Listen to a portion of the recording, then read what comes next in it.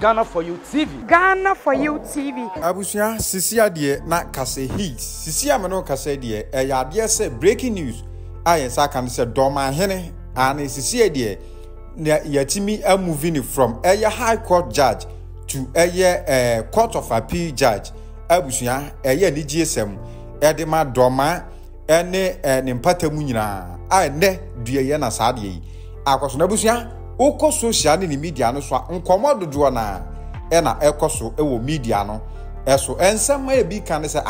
na wo bi e watimi disrespect wo tufuo na his excellency John Dramani Mahama se wo tu obi dibre mu a eye Doma Hene obi e watimi disrespect court ewo mra ye ko 7 ne court letter wo se wo ma na e match na sa nipa bi sei eye dan ena busuya yetimi peja ni dibrem se onkonko ye court of appeal judge abusuya na se Ghana for kasa ohine ba se wabonsu akasa ba before say beka kotie ne kasa ye no abusuya ni kan ko ne yenko he emra after say program no course wie ye ana se John Dramani Mahama eso ani in wie ye no de ayi na Doma Hene kan ye yenko tie ne nsan mi bi emfam na ye ba ne ye de ensam ma ohine ba se wabonsu eso aka de afa Doma Hene ho de atwa so. What responsibility lies ahead of you? Oh, you know, he was candid with us about the expectations that the Ghanaian people expect of us. I have been on this job for 28 and a half years. So having been on the bench, we know how, we deal with cases. I mean, he has chastised us to ensure that cases do not delay, that we should ensure that justice is dispensed to all manner of people, no matter the background that they come from. So it's a huge responsibility, but I want to assure the public that we dare not fail. We ensure that we work together with His Lordship, the Chief Justice of the Republic of Ghana, as by law established. Together we all put our maximum effort to ensure that justice is dispensed to fair. Yes. Yeah, pretty much so. I mean, ever since your nomination, there's been a lot of trends with respect to you as well, that now you have this appointment, it should be relieved to you. I don't know what that means. And I guess you've also been seeing the trends though. And many also say that the courts are being packed. What will be your response to people who say this to the appointing authority? I'm not too sure about what you have seen in the trend. Except to say, if I use my case as an example, for the first 13 years in my life, I moved 2 places as a high court judge. For 15 years, I've been at one place. So to say somebody is packing the court, in fact, presently, until today, I was the high court judge representing I was representing the High Court on the Judicial Council. So if you look at the order, I was the second. To say somebody is packing, to me, I think we've been there even for too long. It's not a matter of, packing the court, but I believe that each one of them,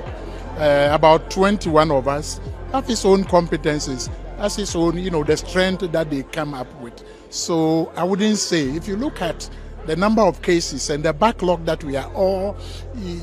saying that cases delay, ostensibly, there's a need for us to ensure that judges come on board at all the levels, Supreme Court, the Court of Appeal, the High Court, so that we can,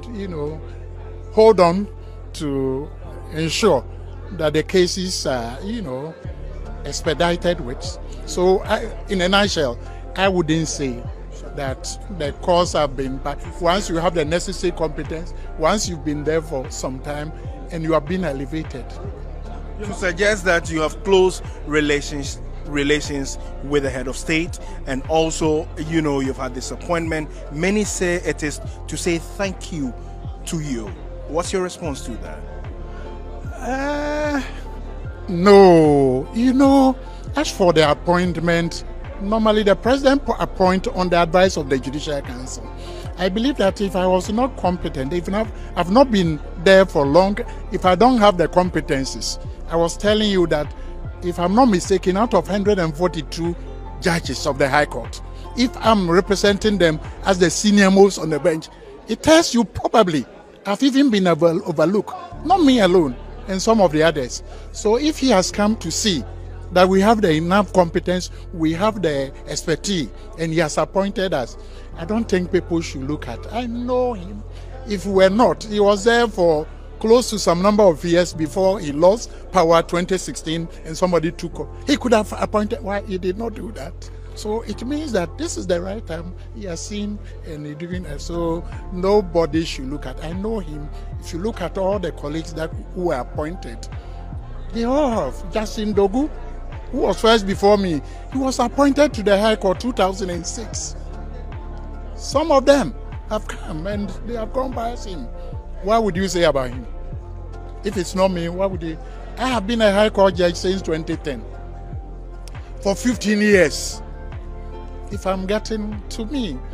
it's good. I've been recognized. Will you tone down? As to? They say you have been talking, you have been ranting. That's what the public says. Will you tone down? I wish that one would not come here because that is custom. You see, I wouldn't see myself as ranting. Let me be blunt. I want people to go and see 2007, 2011, 2007 during President Kufuor's time. Who started this one? 2011, who started? 2020, 2021, before I join in. So I believe Ghanaians, you have to be fair. Once you are fair, especially as media people, now all these things are verifiable. If you go on social media, you will see who started. So if somebody starts and you join in, I see this one. Judiciary is different, and the chieftaincy is different. Echida se do ma hene abusia emra chese after program no ekoso wieye no na chese wone nsantwefo di sa nkomo quick one edi ensem na ekoso ewo media no eso hene ba se wabonsu akasa edi ensem eno no so eka yenkwe yenkonkoti ono so nsem a oka ni bi enfamla free na kire wadwen se de Ghana fo bi ekeka say in fact Domahene add disrespect to two for Domahene add disrespect ne fellow judges ewo mla chese ya 7 court letter na wase enya ade obekọ ne akochina na his excellency John Dramani Mahama etimi apeja ne diblem say no enkofo bi susu se ekamya koye se politics bi na John Dramani Mahama eye ebi so se entesa say na abefa no yenkwe yenkotu ohene ba se wabonsu enkomo ne bi emfamra we de meka se de asandefo ye ya bebre ye bebre pa cause ensem bi asisi ensem bi akoso no enya asem ketwa na bi ba nyina akwa emra ohene ba media abusia medin no ohene ba se wabonsu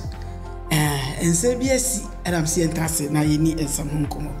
obi anim se eye nana ajeman betu doma amahene ya na obi anim se oye high court judge enna na obi anim nempo na dodo na ta aka se omuhu se odi asemda enna ya da sorry ya se abapa court of appeal judge he say yato chese ni position no akosra se se die nyame amfa kwem na mko kana asem dia mekwa medem 30 years se se no uhuna onye high court judge bi he say the position no ekosro ye betrase ne di hu nkom se sebi ye John Dramani Mahama enhwe ha na waye anas oye bibi se ebeshi obiana ma yentoa enkomo ne so wayosi ababonten nenso ababonten ebeka ye enyane se wose ye John Dramani Mahama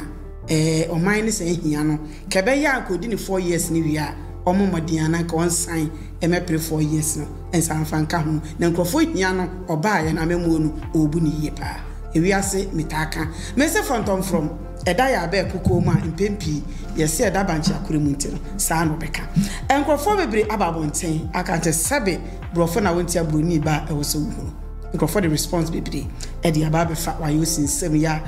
okaye ene na kampese ye nidi nkomo nenso se ba bia wo no enya ade se beti edi nkomo emre pemu no se yensa kana ye ne beba na fe yetumi ababeti nkomo aseda enkoma Remy Spices Ken Bernard Prince and Prince Sanso enafe aseda enko emma adabo frufin efie bites omina dwumaku omadawuruma omdo sika chichidie ebomachidom eni adonte meden eni wahene base wabusu oni to asamansam die eya na etietietietieti mu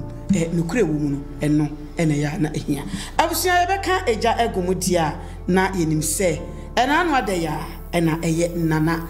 ajeman petu doma amanhene obo modi eko Jubilee House okoye no edey ene kokosi wasesedi nyame aboa yase aba na baso ni position no ekoso ese woye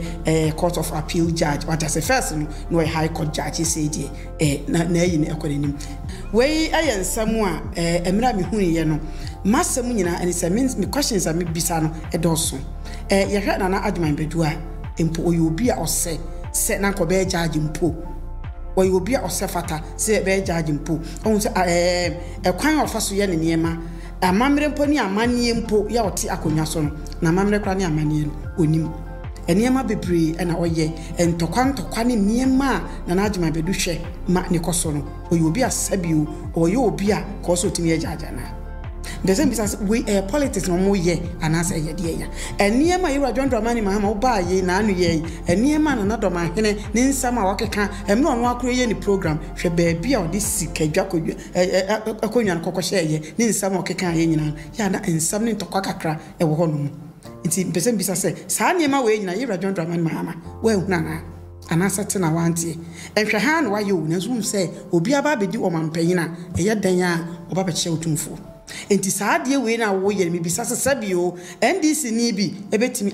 aba se onu so bepo mampanyina obetimi aba Yewura opemso ho ana on se niema bi ona wo ya enka we mu nyina akro betimi akoso se ya ka wo se kamutimi odi achopa bi ede emma ebi opemso akoma toyem bi etimi ba na kenka bom bi timi ba na ka wutu anamon wo ya enka nyina hu se wutu anamon a ese ne fata we de bi yente hwie o yeda sorry ye no ana osu ani in so mama Court of Appeal judge what I say nipa na sabe wo sa position ne ma no o deserve sa position na ana se ebi asabio o ye ade bi se enye asanteman ya ana se denti ne mo yesa edrum bia kofo bebre kan sem bebre se eniema na esi bibi doma issues bcc na omo kase empo no Yewura John Dramani Mahama munyina mhye akire ni ade na yenhuni na evidence bia emai enti no obia ayidi se obia enkawe but se say the ekoso no any position se say yede amano no e kire se no ona na adima bedu no anhwe na wa santini bi te se me masamba dia obedem 30 years na se say na mpese mimi hu obedem 30 years wasem kodi ne nsama ene wa akro hwe wani mu hu se we asantini na ne bi ope bi de wahye the ekoso no media meka se entwaye the ekoso no media mani ewu ama Yewura John Dramani Mahama eni say kra na wose oye because you say pain entrance e ma sesua so emfo what yes because emre pinche wo ho na wono akra nim se sabio sabe ebia enye ne ti pen ene otumfo na ebia ono kra ne level kra na wonim na se kokukru sa position we e de mana Yewura John Dramani Mahama obi ani wa sa position we ye betimi di amana ana but minim say the esisi nyina no my imagine say bia mo mfa ho wo de man meka say ayi doma hene mo beka say say issues bi e ko 7 letter wanko oso wo huni ama nko tetare ne dan ho nyina e wo doma asam beka ya we nyina achi no ono na oye e kan say ono ye judge no ono enim emra osi enyade so obekone anaso bekochira munyina motei so beka asase mu enti ono ne di obi man respect ana se empo no obi be serve obi court letter anaso court samo yemra anaso pakontra ne fi obi ono enimu mra wonimu mra o ono ye be serve no wanko agina ho kan se onko ne nkochira besine ya anti asembia bu enyina mu no moyimani enti na se we kire se naban na aba enti no mo to ne position mu me kra no since am hu na doma hene menti so wadi asembiada pacho mu bi mate ana ye hu so wadi asembiada ba niema ebesie bia ye niema meka se sebe emfa ahoto emfama na we nyina mpo no mama ye nsiesie nsembi mama bi opim so kra akoma antone yem mama na hu ne position se doma hene ene opim so wadi etisabo nsam no yankopon mohun also ka mani huni level na ko no ato no mutu no agidi agitum na ka sansem ni nyina ketwa because ene adesi abeya ma say doma ene asante ko bia ni asemu na sabe ye se die ade ne dan wan fa ntoa ifrito ena amenne obi kra ye doma ni a ohu asante ni a office on ne twemanso me nkire machi na ka manso bia ni hɔ a ye wo na anu ye ena asante hima eda ne bunkum so ko ekra bisa say ahimfo omo mfiri Togo ni ayi nyina ebai bisasa na doma ne kwan be rewa wa ma we kire se manson eda one opem so entem me ba to Yewura John Dramani Mahama sa asam wa hwe hu se ka wo betena simpo se ka wo siesie anampo no ka ba chopa bi e de abre Yewura opem so ana sa na ma we nyina wa ntumi anye what as you but why I want say e bia ye wonkofo bi wo ha me the stand me hu ni say o sere na no wo mu na ne tirim e bia de e koso no ono anakoma mu no eye ne de nenso atwi nani ayesa de e koso nyina onfa ho ntime de asem we see obi o say holding responsible party eye Yewura John Dramani Mahama ono na o say holding responsible because Nana Doma Hene enyo obi a sebi position de high court judge ne kura no me kura first na menyini akokukuru sa position kese we e de ama so to no wo twitwa nani was ye da wo de me da di asam na me kura me to minimum asam ka what you assume me am program kura be ye no me hunu ka ma ba bi ekokosi ya kura me no esan kofa asam ba na ade asam koma na obetimi adidie ode asam koma na obetimi adidie me say ya wa abo bi asam na abo no wo se fe na asam trophy na enya sa na ne didi o na asam si ono aka sa fie no wa ntumi anka no msesa ne di be na asam trophy buhwe na Doma Hene da be pa no se o ka asem bia edi nkwaje eba enye taama bia wakọ ayi a wo sa na bia ja wo boni mu as anaso ne ma prapra kuruma asem bia ni hwa ma hini mu asem bia ni hwa papai kama asam no taso but obi beka se eya otan obi ani otan no Nana Doma Hene o mabusuo ma de be hwa me ho what you say we be ma nani mu nyam but eduru mre bia mo fa ne nsi na bi sa se bibi no hono mo a mo nhwe yi because ekun ofaso ne bi ohini mu a na okọ ba bi o ye ne ye ne ade na se we pa ba ba ye court of appeal judge emu ya o NDC for Yewura John Dramani Mahama I may say high court judge ne kurampon ekosi sei enu e be serve ne letter e ho keke kura ne hiame because yesu ni mama mra unsu amamre what is nka oyobi onim mra ko mekas onko ne nkochira so wanko na asem no maya ma asem no aye no fonofo sebola soja eti we de sabio ye nyina na yebu man no me amemetue position amde man no eso madawro ma mo ntete so me kram ka se ateso na me hweb ka se bi kra ya ateso so onko tena fie no nko pe bibi ni eti me de meka nyanse me hwe days kakra ni ahwe Yewura John Dramani Mahama na Nana Doma Hene ansambei no mba beka free wo kono e free Monday mu wo kono na me hwe na se bibia antoto so se de tie de enya be hwe be susai e de bode hu be fe enti ono so masam so kodi ni nsam a meka se me so me ma what is called sabio so obi amoro mra so wo de no koi anase wanko yenya na to man mu e na wanko se de enyo hwade papa betana so na anu ye yo 1 year meduru yo ebso for 1 year nu ye kukudam enwotwe ehwere wo munkwa etitu ne anintini na ewu eniema bebre na enkoso wati aso na modi o menyin no de biam kasa no kra ye mpenti na se wayo sisabio de eniema ekoi ye na ha no wo asofo kra na o mo bo mpaye se empo o medi wo mampanyin no enne omu nyina akra se eniema agensemo eniema kofom ye eniema enkoyi na se wayosu muka wo badwene wo hono kwa pa akonya tietie bi efi akonya no watena so no adwene ho apa board e bi edi no wonwene wo ho de eniema ekon so anhwe yi wanhwe wo ha no bi abedum wi wo woni ase sa dan ya wo so obi afi Yewura John Dramani Mahama amemu me pa ade ni ade pa Yewura John Dramani Mahama oye ana se okokofa position ma Nana Doma Hene na hwe eniema bi wo ho ahom ye de ehia sa ne ade fata me se papa iba ye just eniema bebre na ekoso na nso kuro yi mu no wokọ ye mocham so what as kuro yi mu mocham so na se wayo si minim se wo na ebia wo penasam obi Yewura John Dramani Mahama ni nipadua na me penasam nye na memu me penasam pa be na memu mi de bia me kan se mi se me tan obi suban ba enye wo nipa no na me tan wo what as you Yewura John Dramani Mahama eniema bebre de nipa ye se ye kata so ne ahwe se mpokra no enkrofo keka asem so MPP de omo ba NDC de omo ba sika no omo na eka omo bi atese se omo de chichachicha ma anya ntoto fie no medie mi hu bi na so ye wo ho ye nsam ne betiti bie what as you betiti bie se omo kra de omo ba ye se sika no omo mfa nya adepa sa na ema we nyina no ye ba aja obi ayi ni se ye nhwe ebi a wakọ edo asan aba bia na nuhu bi etumi abanti ye nhwe papa ba ye lucky party onye bi ewuwo na esi owie ne nsam kra bi nsi wi asedan ni nyina ebi isi tie ye nim se lucky ene woni anasa de ye no kra ye adwene ho no ye nwene ho nwi ti se wayo si se Yewura John Dramani Mahama mpo so mede hene kra wo butu mu a ko bia ni problem na sabi ye osumbu asabi se say akwase esu wu enkase yewu what you say me am to say me can say bia Yewura John Dramani Mahama did 4 years ni via yes ya fe na dia they make kind why na abebo amane so ma fem e bia wo ana o papa ye bi o yema wo why you si nkrofo ani abre pa enkrofo ani abre pa ti yesrew because me yema dwen sam no obedi nkomo enu nti na me mpese me kansem gidigidi no eduru mire bia mote ho amonwene mu hu mamonye e masabe woto na bia nka wodwene ho a kensem bu okran ko bi me kan chew because say asem ya wakan no ye nkrofo se mire bi atwam wo so yare Yewura John Dramani Mahama ene boa ma ho tode ene na your personal interest ene o man no ene wodwene no and you are mine now, I fancy this year, I can say, say na wa hu niema. And niema ko smooth amawana. But on says say no, ye nkasa, ya chichi ni pansa eguechi. Ti me de meka se wa yosi, e bia dana make o kan, bia na wunyina ye.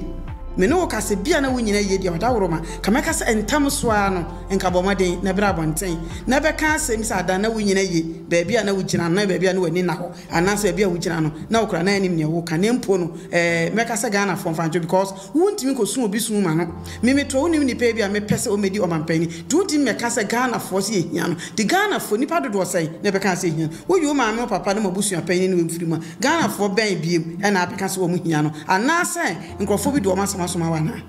nkrofo bi de mo masam asoma ma no onso o man yi mu no ye me nya bibi firi obi ho me personal interest nti no ade na nipa ne ye enkoye kura na onka na me msaka wa yosi be kasa hadan na Yewura John Dramani Mahama ba ya ne trinta anko yeye eniema tim ko sisi satam dum so nkrofo ado mu su me kan se me nya MPP ni na me nya NDC ni obi onim biensa media no kre eda ho a me ka no kre no I say, but make us say this year, dear, and Yaman Kui. And this Sagana for some here now, so for Subempa, or Bompa Yedibi, yes, say Yewura John Dramani Mahama, Ebedi, or Nebabidi or Mampani, and maybe a chamo near the Kiaka, Semoja one in Sa, Sinami Yaji, Semojano, or man prepare me near Man Bediana, and a Fundaka 9 and so no different and Mupino, a bit of a so Musiemu, na Camino, Tibicra or Brepa. The nimni di yenim wo breko so bia fundaka nan we fundaka ba kokra na yesai na we enan o di frada kama aya menema no opiti bia ya so emienu na moja ne nso no e bia ya mpepa nwi ntimi asofo no ne bebo modi ne no makodi nko ne hu se no e di entira moja ne mpepa nwi Ghana for you TV. Ghana for you TV. Ghana for you TV. Yan kanta egumi so asew empanyimfo so ne wafuru duapa ne pia no ne opa bibia kokotoko ne na bro o konfo e ho na me scan Twitter ye na me kye wo mo ma hyira wo ayo kase pia